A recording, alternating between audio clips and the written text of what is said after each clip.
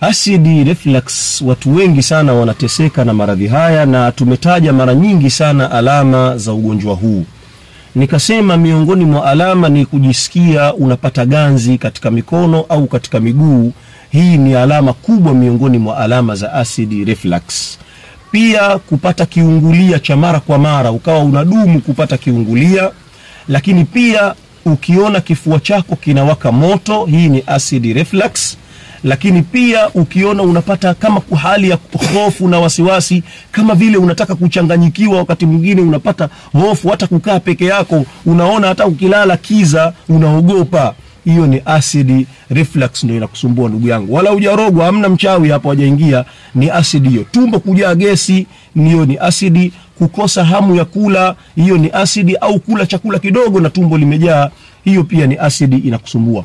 Kuhisi kitu kama makohozi au kama ganda fulani au kitu kigumu kimekaa katika koo yako, ukawa unashindwa kula vizuri. Wakati mwingine mtu anaweza akapata pia maumivu, na wakati mwingine mtu akabadilika sauti au akawa anaongea vibaya.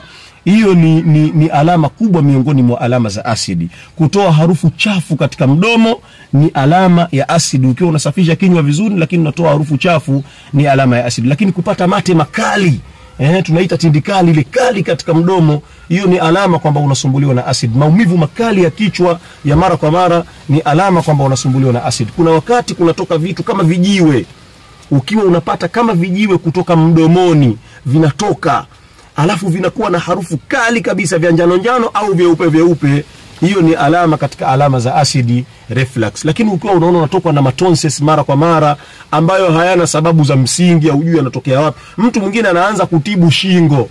Shingo sio tatizo, wewe tatizo acid yako inapanda kwenda kifuani mpaka kooni. Hilo ndo tatizo, unatakiwa utibu acid, sio shingo. Mwingine ameenda, juzi nilikuwa naongea na mtu mmoja, aniambia ameenda hospitali, ameambiwa aende akapimwe shingo ina tatizo gani ili afanyiwe operation. Operation ya nini? Huyu mtu anasumbuliwa na acid. Akitibiwa acid, basi haitopanda tena, haitakwenda kusumbua kwenye shingo yake. Kwa hiyo of course alama ziko nyingi, na mimi naona bora nitaje hizi alama chache ambazo nimekutajieni. Yule ambaye anahitaji kuzizingatia basi na azizingatie. Mimi ni Dr. Sangwa, mtaalamu wa tiba asilia hapa Tanzania. Tunapatikana Mbagara, Kizuiani. Karibuni sana tuwasiliane kwa ajili ya kupeana ushauri. Karibuni.